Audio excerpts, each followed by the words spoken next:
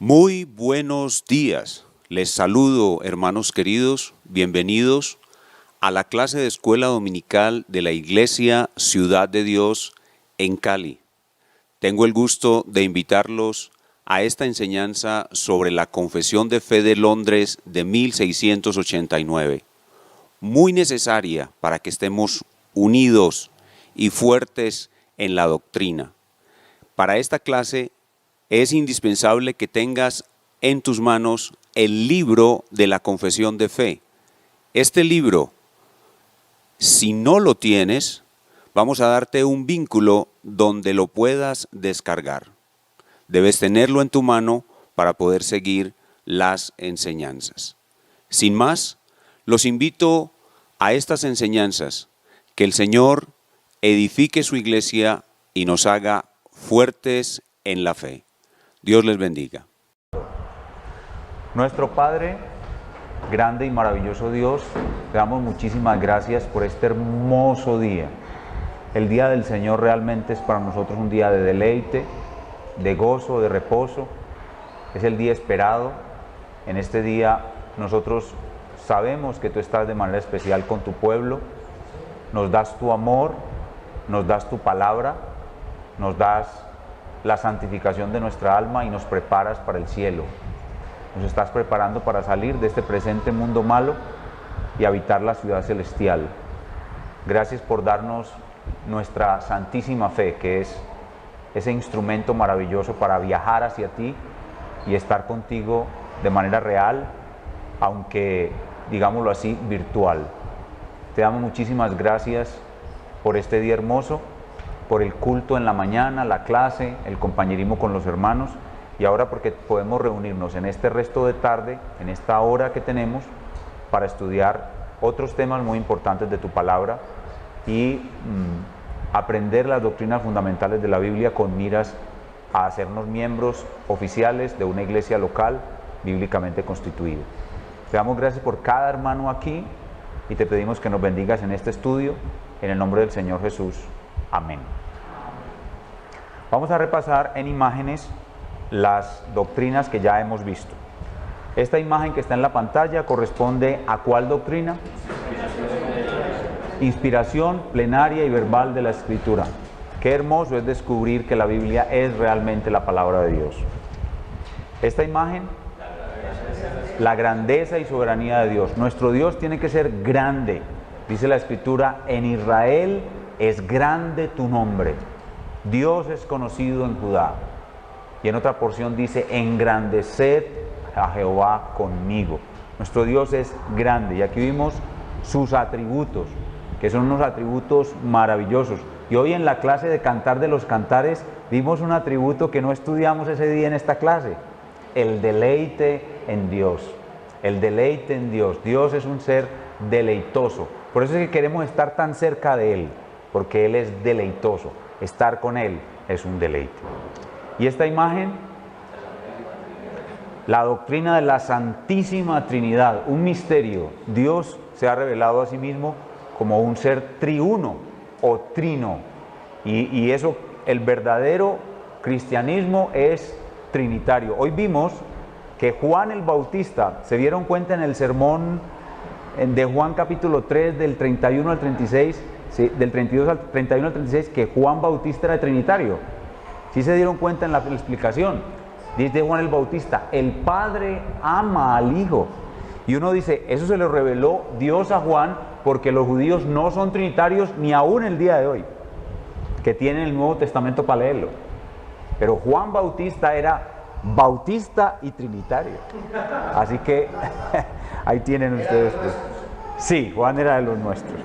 Muy bien. ¿Esta imagen corresponde a cuál doctrina? El decreto de Dios. La doctrina del decreto de Dios.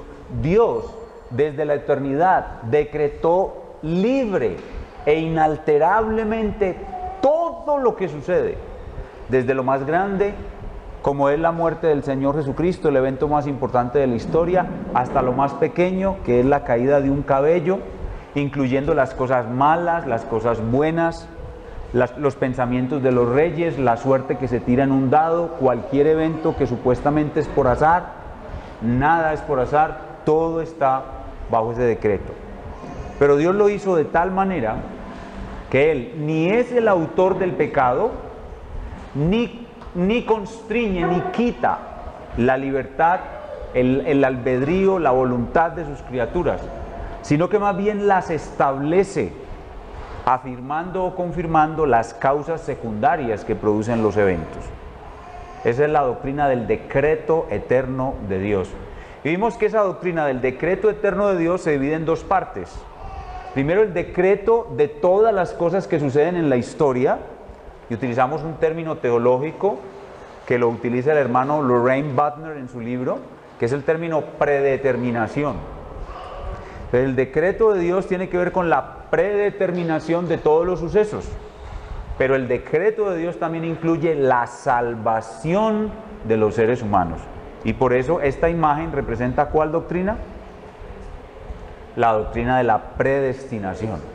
Y la semana anterior que estuvimos estudiando vimos que la Biblia enseña claramente la doctrina de la predestinación. Dios ha predestinado desde antes de la fundación del mundo a unos hombres para salvación, habiéndolos visto como una masa caída, putrefacta, mala, depravada. Dios eligió a unos para salvación y a otros decidió dejarlos en su justa condenación. El pastor Julio dijo hoy en su sermón algo muy fuerte, que estoy seguro que si hubiera posibilidad para preguntas, todo el mundo hubiera preguntado. Que cuando usted estuviera en el juicio final, parado al lado de Cristo, y sus hijos no se arrepintieron, y usted viera a sus hijos siendo arrogados al infierno, usted se iba a alegrar. Eso es duro. Pero el único que dije amén en la congregación fui yo. De resto nadie dijo amén. Hijo, ¿me regala un vasito con agua, Javier? De resto nadie dijo amén. ¿Por qué? Porque ustedes no saben que cuando nosotros estemos glorificados, vamos a tener, nosotros ya tenemos la mente de Cristo, ya la tenemos, la Biblia dice. Pero sin duda aún nos falta ver las cosas como Cristo las ve. Tenemos la mente de Cristo, pero no tenemos todavía la plenitud de la mente de Cristo. Cuando Cristo envía al infierno a todos los que no quisieron creer en su evangelio, eso va a ser de gran alegría para todo el cielo. El cielo entero se va a gozar. Y nosotros tendremos una mente que es capaz de entender la gloria de la justicia de Dios. Es decir, en la doctrina de la predestinación, la condenación de los reprobados. Los reprobados son aquellas personas que, habiéndose ellas mismas convertidos en criaturas malas y habiendo ignorado y rechazado voluntariamente el evangelio del Señor Jesucristo, ellos mismos se causaron su autocondenación, la cual Dios ejecuta en perfecta justicia. Y cuando veamos la justicia de Dios condenar a los réprobos, nosotros nos alegraremos, como enseñó hoy el pastor en su sermón.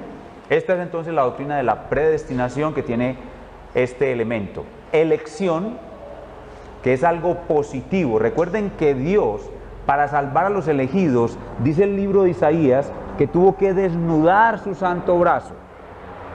Recuerden que Dios no tiene brazos. ¿Cómo se llama esa figura cuando Dios toma formas humanas? Antropomorfismos. Dios, dice la Escritura, desnudó su santo brazo para rescatar de la podredumbre a los impíos. Pero para condenar a los reprobados, Dios no hizo absolutamente nada. Ellos causaron su propia condenación. Y entonces nosotros hablamos de una predestinación asimétrica. Asimétrica, distinta a una enseñanza que hay en otros círculos reformados, que es la doble predestinación. La doble predestinación es que Dios ejecutó de la misma manera la salvación de los impíos como la condenación de los, la salvación de los elegidos como la condenación de los reprobados. Es decir, hay hermanos cristianos y reformados que enseñan una predestinación positivo-positivo y se conocen con el nombre de supralapsarios. Los hay y hay bastantes, sobre todo en el pasado, en la historia de la iglesia. Hoy en día menos, pero los hay. La iglesia reformada clásica, tanto presbiteriana como bautista, enseñamos predestinación positivo-negativo. Positivo-negativo. ¿Están entendiendo lo que estoy diciendo? Positivo-negativo. Muy bien. Hoy vamos a ver como parte de todo esto, como parte de la doctrina del decreto de Dios, como parte de la doctrina de la predestinación, un misterio que hay en la Biblia, que la iglesia lo ha conocido desde siglos anteriores, pero que en el siglo XX ha estado totalmente omitido, ocultado, debido a la fuerte tendencia de la iglesia contemporánea sobre el libre albedrío humano. Se saca por completo de la escena la doctrina de la predestinación, la doctrina de la elección y este misterio, el misterio de la soberanía de Dios y la responsabilidad humana. Y esa imagen que ustedes ven ahí en la pantalla, en el margen izquierdo de la pantalla, va a identificar el misterio. En el lado derecho de la imagen, ustedes ven el arco iris. Ese arco iris representa la acción soberana de Dios sobre la tierra. Y en el lado izquierdo ven a un hombre y una mujer sembrando, arando la tierra y sembrando para recibir cosechas. Esa imagen representa la soberanía de Dios. Si Dios no envía la lluvia, no hay cosecha. Y el otro lado de la imagen representa la responsabilidad humana. Si el hombre no siembra, tampoco hay cosecha. O sea que para que haya cosecha, ¿qué tiene que haber? Siembra y lluvia, o lluvia y siembra. Esa ilustración nos presenta este misterio maravilloso de la soberanía de Dios y la responsabilidad humana. Y este misterio es muy importante, muy, muy importante. ¿Saben por qué? Porque así funciona este mundo. Este misterio es esencial para nosotros mantenernos en la fe. Recuerden que debemos vivir por fe y no por vista. Y un alimento, un nutriente vital de la fe cristiana es este misterio. Vamos a verlo entonces en la Escritura. Los textos hablan por sí solos. Comencemos con Génesis 45, del 5 al 7, el caso de José vendido a Egipto.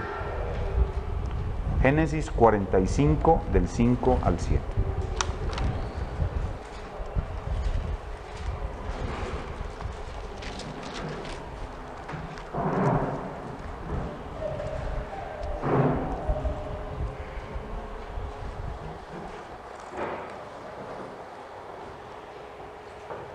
Dice la palabra de Dios: José se descubre a sus hermanos.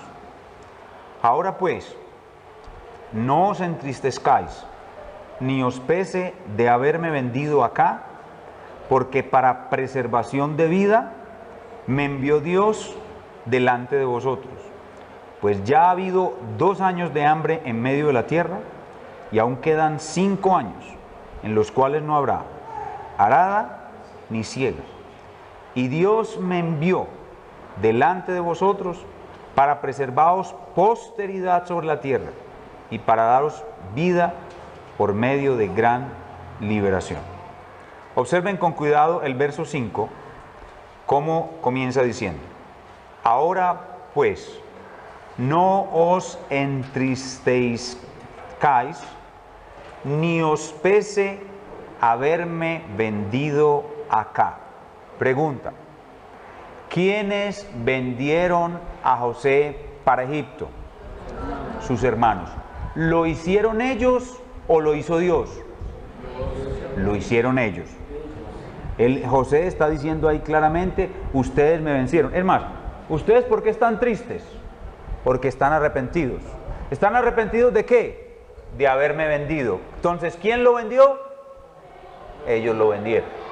Eso es la responsabilidad humana. ¿Tuvieron deseos pecaminosos, envidia y deseos homicidas los hermanos de José en su corazón para querer matarlo y al final enviarlo a Egipto? La respuesta es sí. Ellos tuvieron los deseos, ellos tuvieron las intenciones, ellos quisieron hacer eso y lo hicieron. pero lo que ellos hicieron era exactamente lo que Dios había decretado. ¿Ven? Por eso es un misterio. Son dos líneas paralelas que debajo del cielo, en nuestras mentes, jamás se podrán juntar. Nunca podremos ver la intersección de estas dos líneas. Siempre las tendremos que contemplar paralelas, es decir, las dos al tiempo, no la una sin la otra. Si nosotros nos cargamos hacia la soberanía de Dios, nos volvemos deterministas o fatalistas.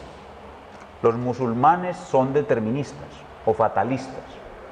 Y si nos cargamos hacia la responsabilidad humana, nos volvemos activistas. Activistas o arminianos, como se conoce en el argot teológico. Así que nosotros tenemos que tener las dos líneas. Pregunta, ¿están en este versículo las dos líneas? Sí. Vamos a ver la otra línea.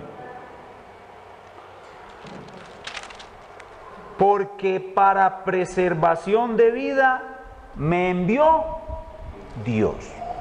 ¿Qué usó Dios para enviar a José a Egipto? La responsabilidad, la libertad, la libre elección, y lo más tremendo de todo es el pecado de sus hermanos. Por eso les dije en otra clase, la clase de la sabiduría del bien y del mal, que Dios manipula el mal sin tocarlo. No sé si ustedes le han dado mente a eso. Eso es tremendo, ¿sí o no? Dios manipula el mal sin tocarlo.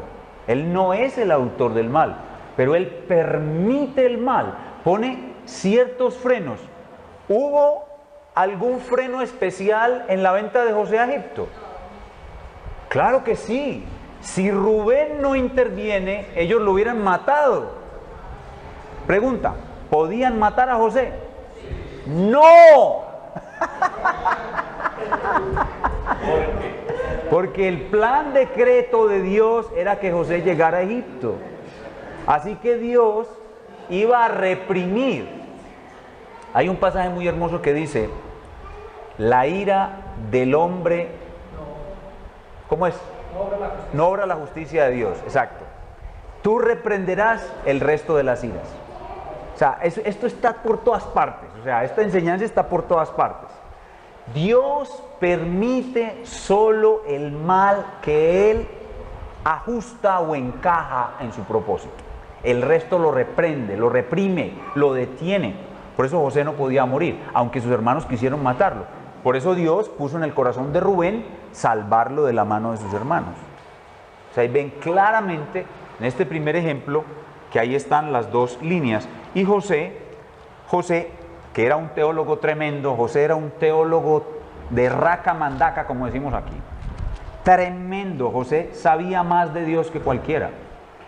José aclara que eso sucedió así debido al propósito de Dios. O sea, José conocía más allá de lo que le había sucedido. ¿Y ustedes creen que por qué José se sostuvo? Porque creyó las promesas de Dios. ¿Cuáles fueron las promesas de Dios que Dios le dio a José? O que sus hermanos y su papá se iban a inclinar ante él. ¿Creyó eso José o no? Claro, y por eso fue que se sostuvo. En otras palabras, José era un viajero frecuente de la máquina del tiempo, como les he enseñado, ¿sí o no? José creyó que Dios lo iba a colocar como preeminente sobre sus hermanos y su papá, conforme al sueño que le dio al principio de su vida. José era un hombre de fe, pero no fue José el único que creyó esta doctrina. Vamos a Lucas capítulo 22, versículo 22, y veamos a nuestro bendito Salvador, alguien más grande que José, del cual José era una mera sombra, creyendo y declarando este extraordinario misterio, esta extraordinaria doctrina.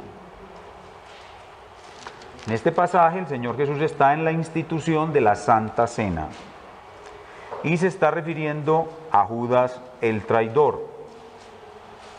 Lucas 22, 22, esa es una cita fácil de recordar. Lucas 22, 22. 22, 22 de Lucas. Dice: a la verdad Esto significa, como está escrito, vamos a ver enseguida que así es, a la verdad, el Hijo del Hombre va. Todos ustedes saben a quién se refiere ese título, el Hijo del Hombre, ¿verdad? A Jesús. El Hijo del Hombre va, según lo que está determinado. Ya les enseñé qué significa esa palabra determinado. Consejo de Dios, decreto de Dios, plan de Dios, juramento de Dios. Esa es la predeterminación, ¿sí? Pero esa es la primera parte. ¿Cuál es la primera línea? Soberanía de Dios. En el versículo anterior estaba en primer lugar la responsabilidad y luego la soberanía. Aquí están invertidos, pero esa inversión no importa. Pero hay, y esa expresión hay es lo que se llama un oráculo de maldición. Los judíos, los maestros judíos enseñaban pronunciando oráculos. Un oráculo es una predicción. Y había dos oráculos, el oráculo de maldición, ay, y el oráculo de bendición, bienaventurado. Por eso las bienaventuranzas comienzan, bienaventurado el pobre en espíritu, bienaventurados los que lloran, porque son oráculos de bendición. Pero el ay es un oráculo de maldición, de execración, de condenación. Ay de aquel hombre por quien es entregado. Se está refiriendo a Judas. ¿Sí? ¿Qué está diciendo de Judas? Como vamos a ver enseguida. Mejor le fuera no haber nacido. ¿Decretó Dios que el Hijo del Hombre iba a ser entregado por Judas? Sí. ¿Fue Judas libre y voluntariamente a entregar al Señor Jesús? Sí. Sin embargo, cuando Judas hizo lo que quiso, hizo lo que Dios decretó. Vamos a ver Marcos 14, 21. Es la misma referencia, pero el pasaje es un poco más completo, un poco más, tiene más detalles. Miren cómo aquí en Marcos está un poco más completo. Dice, a la verdad, el Hijo del Hombre va, y añade, según está escrito de él. Es exactamente igual, un poquito más ampliado. Esa es la soberanía de Dios. Y ahora viene la responsabilidad humana. Mas hay de aquel hombre, Judas, por quien el Hijo del Hombre es entregado. Bueno le fuera a ese hombre no haber nacido. Eso se refiere a la justa condenación que Dios va a dar a Judas. Dios. Pero ¿quién ha resistido tu voluntad? Si tú decretaste que él fuera el traidor, ¿por qué lo condenas? Y eso es lo que le preguntaban a Pablo en Romanos capítulo 9. ¿Se acuerdan? Porque ¿quién puede resistir su voluntad? La respuesta es que eso está funcionando conforme a ese misterio. Dios decretó de tal manera que el hombre actúa libre y responsablemente en todo lo que hace. Y por eso es que cuando uno conoce esto, uno no puede caer en la pasividad. Uno no cae en la pasividad. Ah, Dios decretó todo, entonces yo no tengo nada que hacer aquí. Todo va a suceder porque Dios lo decretó. Falso de toda falsedad. Dios decretó que eso va a suceder y va a suceder. Pero Dios decretó que yo tengo que trabajar, que yo tengo que hacer, que yo tengo que obedecer. Hay dos voluntades en Dios. La voluntad de su decreto, que es la soberanía de Dios, y la voluntad de su precepto, es decir, lo que Él manda y ordena que yo haga. Las dos son operativas, las dos deben estar siempre juntas, las dos se acomodan a estas dos líneas paralelas. La voluntad decretiva es la soberanía de Dios. La voluntad preceptiva es la responsabilidad humana o el deber humano. Es decir, el decreto de Dios no anula el deber humano. El decreto de Dios no anula la actividad humana. Es más, el decreto de Dios se cumple por la actividad humana. Eso es que esa es la Biblia. Por eso no podemos caer en pasivismos. Tristemente, muchos de los que llegamos a la fe reformada nos volvemos pasivos en el evangelismo. Nos volvemos pasivos. No debe ser así. No debe ser así. Antes, al contrario, porque nosotros sabemos que muchos se van a salvar porque la sangre de Cristo fue eficaz, es que debemos evangelizar. No debemos dejar de evangelizar, ni tampoco debemos dejar de hacer las buenas obras que Dios preparó de antemano. El hecho de que estén predestinadas no significa que yo no sea responsable en ir a hacerlas. Debo hacerlas. Veamos otro pasaje, Mateo 18:7. Mateo 18:7. Este pasaje es muy bonito.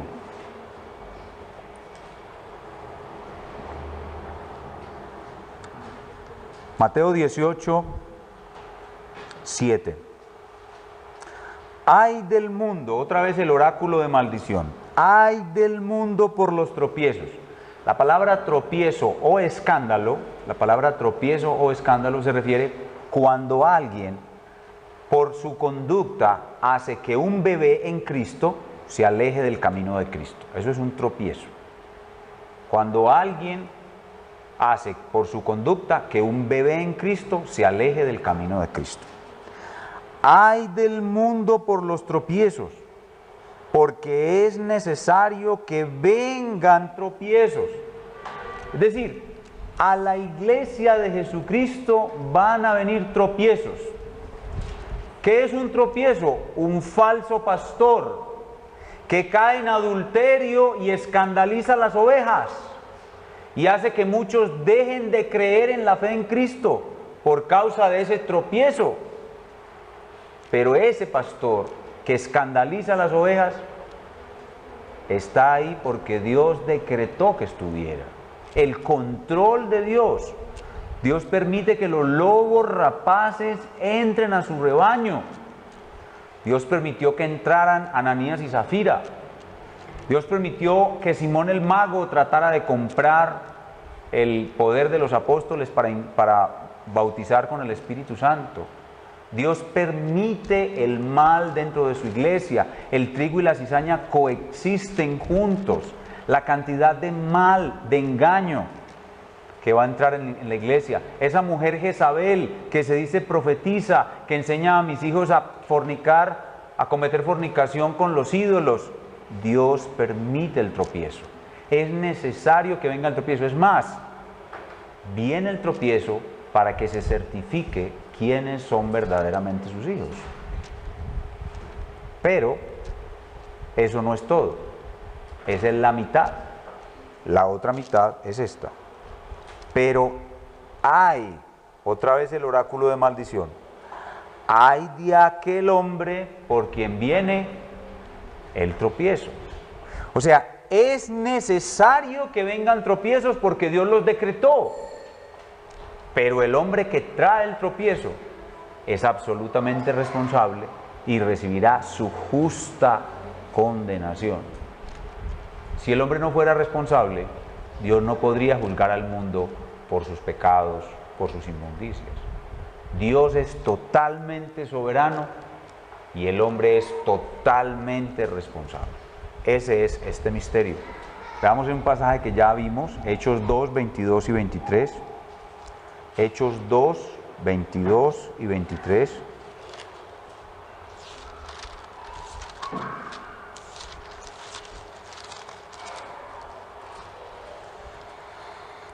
Hechos 2, 22 y 23 dice, el primer discurso de Pedro: varones israelitas, oíd estas palabras. Jesús Nazareno, varón aprobado por Dios entre vosotros con las maravillas, prodigios y señales que Dios hizo entre vosotros por medio de él, como vosotros mismos sabéis. A este, entregado por el determinado consejo, recuerden, consejo eterno de redención, y anticipado conocimiento de Dios, esa es la soberanía de Dios, el decreto de Dios, prendisteis vosotros y matasteis vosotros por mano de los romanos, por manos de inicuos crucificando. Ahí están otra vez las dos líneas. Son dos líneas paralelas y siempre tienen que estar paralelas en mi mente. Si a mí me secuestran, me llevan a un lugar, me encierran en una cabaña. Cuando yo esté ahí encerrado, tengo que pensar, Dios es soberano, Dios decretó esto, Dios tiene el control de estos ladrones, Dios tiene el control de estos secuestradores, Dios si quiere va a proteger mi vida, si quiere me va a hacer morir, yo solo le pido que yo pueda morir como un hombre de fe, y estando ahí yo puedo estar tranquilo y en paz sabiendo que Dios tiene control de todo. Pero si me puedo volar, me tengo que volar. Si los tipos se duermen se me dan papaya, yo salgo volado, yo no me voy a quedar aquí. No, Señor, voy a quedarme esperando a que me rescaten y que... No, si dan papaya, me vuelo. Y si puedo darle duro a alguno y salir, también. Claro. Soberanía de Dios, responsabilidad humana. Dios, yo te oro, Padre Santo, que me des una buena esposa, buenísima, buenísima esposa. Una mujer tan piadosa como la Virgen María, pero eso sí, con el cuerpo de Sofía Vergara. Dámela, Señor. Dámela, Padre. Y ora, y ora, y ora. Y no va a hacer absolutamente nada esperando hasta que ella llegue. Soberanía de Dios, ¿sí o no? Pero tiene que ir a buscarla. ¿Sí o no? El hombre que quiere una esposa tiene que prepararse para ser un hombre de Dios y para poder reconocer a una mujer piadosa cuando la ve. Soberanía de Dios, responsabilidad humana. Después cuando se casa y resulta que es una mujer gotera, una mujer de esas que dice la Biblia es mejor vivir, es una gotera continua. Ya no me acuerdo bien del pasaje. Que es una mujer rencillosa. Entonces usted no le eche la culpa a Dios.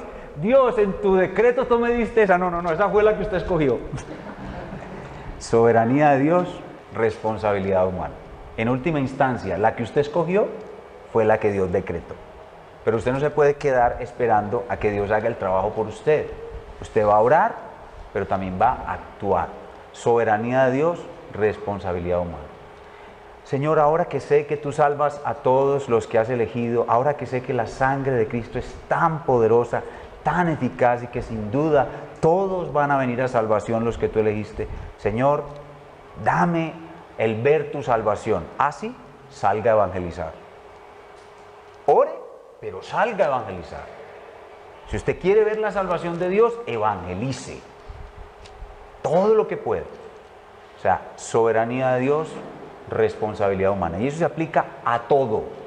A todo. Señor, yo te ruego que mis hijos sean salvos. Que si tú los elegiste desde antes de la fundación del mundo, que mi hijo varoncito llegue a ser más piadoso que yo y mejor predicador que yo. Así, haga el devocional familiar. Ore con él y ore por él. Enséñele todas las escrituras. Conocí un pastor presbiteriano, un hermano muy amado, su nombre Leslie Thompson. Su papá, el hermano nació en Cuba, un misionero americano que hizo misión en Cuba. Leslie nos contaba que él a los 19 años había escuchado de su papá la Biblia leída 10 veces. Su papá le leyó en el devocional familiar a Leslie y le enseñó la Biblia completa 10 veces cuando él tenía 19 años. Entonces, ¿quiere que sus hijos se conviertan? Leslie tuvo 5 hijos y los 5 fueron pastores. Señor, que mis hijos sean grandes siervos de Dios. Sí, entonces trabaje en el hogar, tenga el devocional familiar. Entonces, soberanía de Dios, responsabilidad humana. Así funciona este mundo, mis hermanos. Así funciona este mundo. Veamos un último texto, Proverbios 16:1. Proverbios 16:1.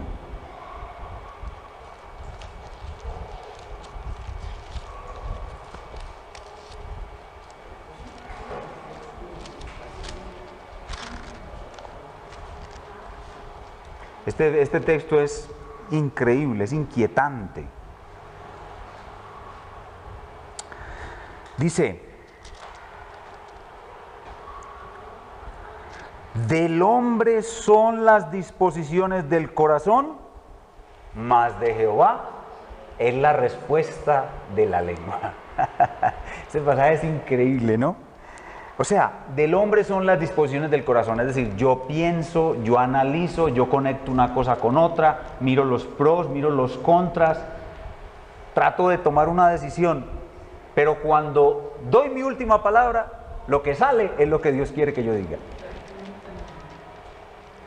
Esa es la soberanía de Dios y la responsabilidad humana. Y esto es posible porque la palabra de Dios dice que aún antes de que esté la palabra en mi boca, ya tú, Señor, la sabes toda. Ese es nuestro Dios. Nuestro Dios es un rey soberano que gobierna su mundo, su creación, de esta manera. Él ha decretado todo. Todo lo que va a suceder está decretado por Él e indefectiblemente sucederá como Él lo trazó. Pero Él lo hará a través de las causas secundarias. Es decir, Él deja a las criaturas obrar libremente, conforme a sus pensamientos, sus inclinaciones, las circunstancias. Todo se conjuga de una manera impresionante para que el hombre tome una decisión. Y cuando el hombre toma una decisión, eso es lo que Dios decretó. Así que Dios es la causa primaria de todo por su decreto, pero el hombre es la causa secundaria por su responsabilidad. Dios es soberano y Él no anula las causas secundarias, sino que las establece, es decir, Él le da al hombre todo lo que necesita para decidir libremente, pero cuando el hombre decide lo que el hombre quiere, y por eso es que todo hombre es responsable y culpable ante Dios, porque hace exactamente lo que quiere. Por eso cuando usted le presenta el Evangelio de Cristo a una persona y la persona lo rechaza, él no es un inocente que cayó herido en un accidente y está incapacitado para responder y está imposibilitado por un accidente que le ocurrió. No, él rechaza el Evangelio porque quiere. Él hace lo que quiere, él ignora voluntariamente el infierno, ignora voluntariamente a Cristo, como decía el pastor hoy. El ignorar a Cristo, el decir que el Evangelio es falso, es hacer a Dios mentiroso y decirme a mí verdadero, que yo soy verdadero y que Dios es mentiroso. Eso los hombres lo hacen voluntariamente y por eso serán condenados, porque ellos son responsables. Así funciona este mundo. Entonces, sobre la faz de la tierra, el hombre hace lo que quiere, pero lo que quiere es exactamente aquello que Dios decretó. Y esto que yo estoy enseñando aquí, que lo vemos en la Biblia, lo reconocieron los cristianos de todas las épocas. Solo nuestra época, solo el siglo XX es una especie de aborto del conocimiento bíblico y la teología. Porque en todas las épocas este misterio ha sido conocido. Pero en nuestra época, que es una época humanista, centrada en el hombre, no se habla de esto. Porque esto no deja muy bien parado al hombre. Porque Dios es demasiado grande, demasiado soberano, y en última instancia, el hombre, aunque hace lo que quiere, el hombre no es señor de su camino. El hombre hace lo que Dios quiere. Conozco, oh Jehová, que el hombre no es señor de su camino, ni es del que camina el ordenar sus pasos. Ese es el profeta Jeremías, pero no me acuerdo en qué parte. Conozco, oh Jehová, que el hombre no es señor de su camino, ni es del que camina el ordenar sus pasos. Entonces los hermanos puritanos del siglo XVII, entendiendo esto claramente en las Escrituras, lo pusieron así, tanto en la Confesión de Fe Presbiteriana, que es la Confesión de Fe de Westminster, como en la Confesión de Fe Bautista, que es la Confesión de Londres. Dice así: Dios, este texto es desde 1644, este texto que voy a leer es de 1644. Dios, desde toda la eternidad, por el sapientísimo y santísimo consejo, decreto de su propia voluntad, ha decretado en sí mismo todo lo que sucede. Sin embargo, y aquí es donde viene la clave de todo esto, lo hizo de tal manera que ni hace violencia a la voluntad de la criatura, ni quita la libertad o contingencia de las causas secundarias, sino que más bien las establece. De tal manera, Dios es la causa primaria y el hombre es la causa secundaria. Dios deja que la causa secundaria obre libremente, pero cuando la causa secundaria obra libremente, hace exactamente lo que Dios decretó. ¿Ustedes recuerdan el caso de David? Cuando David estaba huyendo de su hijo Absalón, le salió al encuentro un descendiente de Saúl, que se llamaba Simei. Simei comenzó a maldecir y a tirarle piedras al rey. Oiga, maldecir a un rey, ¿usted sabe con qué se castigaba maldecir a un rey? La pena de muerte. Así es. Entonces Simei comienza a maldecir a David, y estaba al lado de David uno de sus generales, de pronto era Joab, no recuerdo ahora, tal vez Joab. Y cuando empieza a maldecir al rey Simei, Joab le dice al rey, a David: déjame, señor, que yo mate a este perro muerto, te prometo que no le doy 2 golpes, con un solo golpe le boto la cabeza. Y David le responde: no hagas tal cosa, Jehová le ha dicho que maldiga a David. Ahora Simei después murió, Salomón lo ejecutó. Pero ¿qué está diciendo ahí David? David está reconociendo este misterio. Dios me está castigando por los pecados que yo cometí con Betsabé. Y este hombre que me está maldiciendo, Simei es culpable de maldecir al rey y debería de morir. En ese momento murió, no murió. ¿Por qué? Porque David creía esta doctrina. Pero debió haber muerto. Más adelante murió, porque David en ese momento, en su angustia, sabía que Dios lo estaba castigando y por eso difirió el castigo. Pero Simei debía morir. No murió porque David sabía, Dios le dijo a Simei que me maldijera. ¿Era pecado maldecir al rey? Sí. ¿Hizo pecar Dios a Simei? No. Simei hizo lo que él quiso. Y lo que hizo fue lo que Dios decretó. Esa es soberanía de Dios, responsabilidad humana. Y así podemos contar muchos otros casos. La Biblia presenta estas 2 líneas paralelas a lo largo de toda su estructura, y nosotros los cristianos debemos tener muy claro que así funciona este mundo, así funcionan nuestras vidas, así funciona la vida de la iglesia, así funciona la historia de un país, así funciona la historia universal. Dios es soberano y el hombre es responsable. A manera de discusión, podemos hacernos estas 2 preguntas. ¿Cuál es la importancia de esta doctrina? Ya lo hemos dicho, esta doctrina es vital para nuestra fe. ¿Por qué? Porque cuando somos afligidos, cuando viene el mal sobre nosotros, el saber que Dios lo ha decretado y Dios está en control es consuelo para nosotros, seguridad y esperanza. Consuelo para nosotros, seguridad y esperanza. Pero, aunque nos viene el mal y nosotros vemos que en medio del mal podemos actuar, podemos librarnos a nosotros mismos, esta doctrina nos invita a actuar. Nosotros debemos actuar, sabiendo que Dios quiere que nosotros no seamos pasivos con el mal, sino que lo venzamos, lo resistamos. Y cuando podemos actuar dentro de los límites que la palabra de Dios nos permite, debemos hacerlo. Así que así funciona este mundo y así debemos actuar nosotros todo el tiempo, sabiendo que Dios es soberano y que yo soy responsable y debo hacer exactamente lo que Dios quiere que yo haga. Si estoy en una situación donde estoy totalmente cerrado, no puedo hacer nada, descanso en la soberanía de Dios. Pero si Dios abre puertas y yo puedo actuar y hacer lo que debo hacer, según la Biblia, actúo. Así que esta doctrina me guía, me lleva a descansar cuando tengo que descansar y me lleva a actuar cuando tengo que actuar y me evita caer en los extremos. Recuerden el extremo: si me voy hacia la soberanía de Dios, me vuelvo un determinista fatalista, y si me voy hacia la responsabilidad del hombre, me vuelvo un activista o pragmático, un pragmático activista, que a toda hora estoy es en función de lo que yo hago Lo que yo hago y lo que funciona es lo que vale, no lo que Dios quiere que yo haga.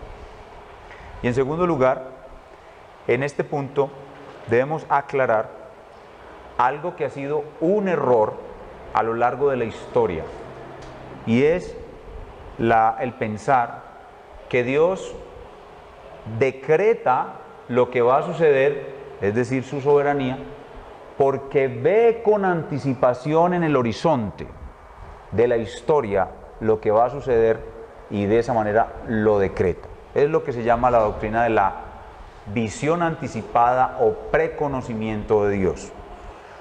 En esta doctrina, Dios no es omnisciente y Dios no sabe todas las cosas al mismo tiempo, sino que Dios mira hacia el futuro, espera que los hombres actúen o sabe cómo van a actuar los hombres y asimismo decreta.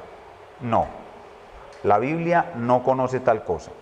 La Biblia conoce a un Dios que sabe lo que va a suceder, no porque espera que los hombres actúen o mira cómo van a actuar los hombres, sino porque Él mismo decreta que van a hacer los hombres, aunque lo hace de tal manera que los hombres hacen lo que quieren y son responsables. Entonces no es que Dios ve con anticipación, sino que Dios decreta lo que va a suceder y no porque lo ve con anticipación.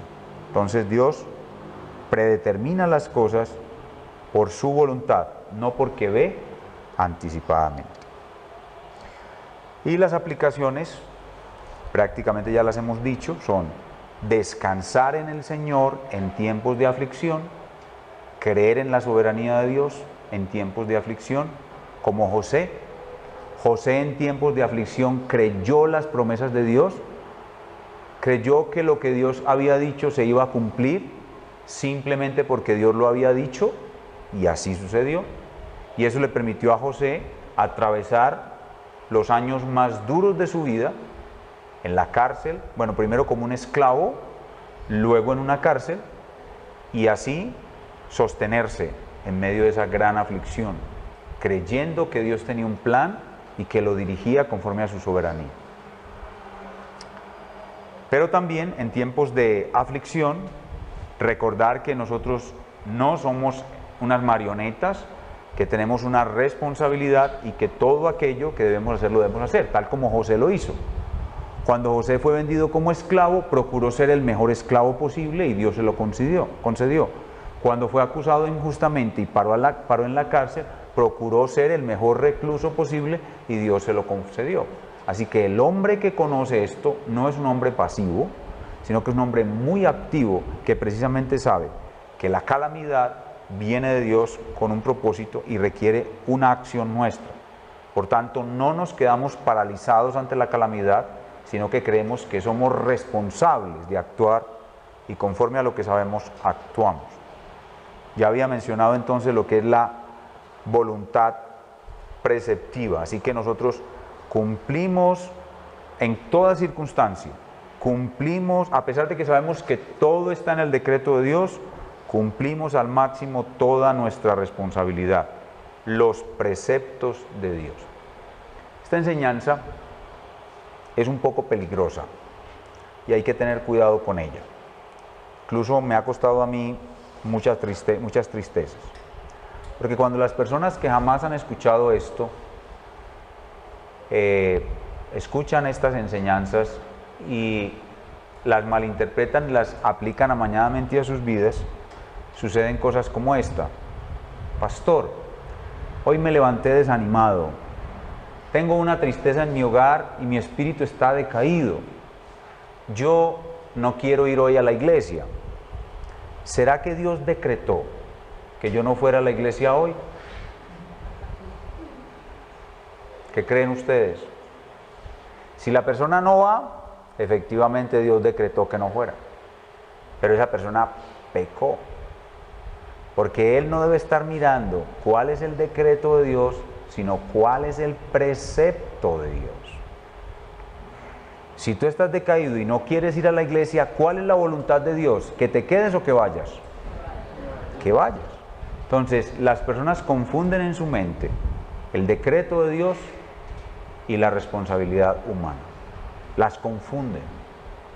Y cuando les conviene, se apoyan en el decreto de Dios. Y cuando no les conviene, se apoyan en la responsabilidad humana.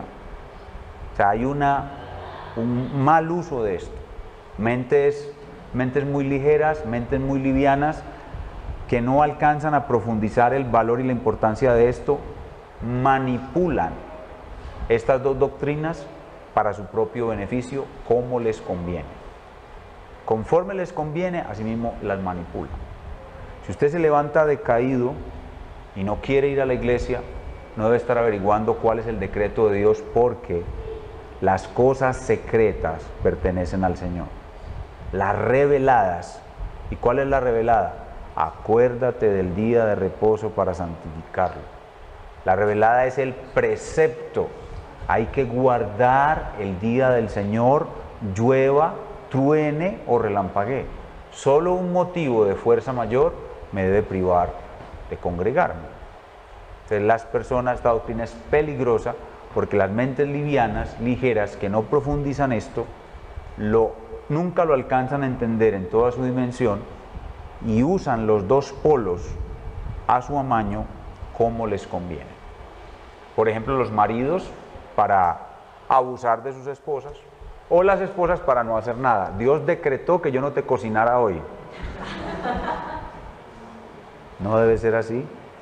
Nunca debe ser así. Debemos cumplir nuestro deber a cabalidad. Finalmente, como ya lo he mencionado, esta doctrina tiene que ver mucho con la oración y el evangelismo. Las personas que creemos esto, ¿ustedes creen que debemos orar menos o debemos orar más? ¿Debemos orar más? Por supuesto, debemos orar mucho más. Porque cuando uno ora, bueno, y aquí hay algo simpático. Las personas que no creen esto y no conocen esto, que se conocen con el nombre de arminianos, ellos tienen una división muy extraña en su mente. Porque cuando hablan contigo, ellos te dicen que ellos no creen en el decreto de Dios, o en la predeterminación o algo así. No, para nada. Para ellos lo más importante es el libre albedrío. Si una persona se salva es por su libre albedrío. Pero cuando están orando, se convierten en un miembro de nuestra iglesia y empiezan a orar: Señor, por favor, salva a fulano. ¿Pero cómo? ¿Usted para qué ora que se salva si Dios no puede hacer nada a menos que el libre albedrío de Él quiera? ¿Sí? O sea, entonces cuando oran, pertenecen a nuestra iglesia, y cuando no oran, son carismáticos, cuando hablan en la calle. La oración está dentro del decreto de Dios. Dios mediante, estoy preparando unas clases sobre el evangelismo. Cuando termine Cantar de los Cantares, voy a enseñar sobre evangelismo. Dios decretó que oráramos por la salvación de todos los hombres. Entonces debemos orar. Y debemos orar tanto como nos sea posible y tan prolongado como nos sea posible. Pero a la vez tenemos que ir y hablar de Cristo a esas personas. Porque si no les hablamos, no se van a salvar. Porque Dios decretó que se iban a salvar era porque orábamos y les hablábamos. Entonces las dos cosas son fundamentales. La oración y el evangelismo van de la mano. En el libro que les recomendé ahorita, La soberanía de Dios, de A.W. Pink, hay un capítulo especial que se llama La soberanía de Dios y la oración. Excelente. Y hay otro libro del hermano J.I. Packer, que se llama El evangelismo y la soberanía de Dios. El evangelismo y la soberanía de Dios. Y ahí el hermano Packer discute sobre este asunto y muestra cómo claramente las personas que conocemos estos misterios somos los que más peso tenemos por la oración y más debemos actuar en el evangelismo. Entonces, estas enseñanzas tienen unas aplicaciones prácticas muy definidas y tienen que ver con nuestra vida cristiana práctica, las dificultades que vivimos en este mundo, pero también con la oración y el evangelismo. Muy bien, creo que esto es todo lo que tiene que ver con este tema de la soberanía de Dios y la responsabilidad humana. Vamos a orar y a escuchar algunas de sus preguntas. Nuestro Padre, te damos muchísimas gracias, grande, maravilloso, inalcanzable, incomprensible, infinito y trascendente Dios, por lo que tú eres. Y reflejas lo que tú eres por la forma como gobiernas el universo. Tú has decretado todo de tal manera que el hombre libre y responsable hace lo que tú decretaste. Esto es demasiado alto, demasiado maravilloso para nosotros, no lo podemos comprender. Sabemos que estas dos líneas paralelas no se juntarán en nuestras mentes antes de que vayamos a ti, y por eso te pedimos que nos ayudes a ser equilibrados siempre, a mantener siempre este equilibrio santo entre la soberanía de Dios y la responsabilidad humana. Te pedimos que nos hagas sabios en toda buena obra, sea la aflicción o sea la posibilidad de hacer el bien, que sepamos siempre que las dos cosas están en conjunción, son contingentes, las dos cosas están allí. Nosotros creemos en esa soberanía tuya y por eso actuamos, porque creemos en tu soberanía, es que actuamos. Te damos muchísimas gracias, pues, buen Padre, y te pedimos que nos hagas sabios en nuestra forma de vivir, en el nombre de nuestro Señor Jesucristo. Amén.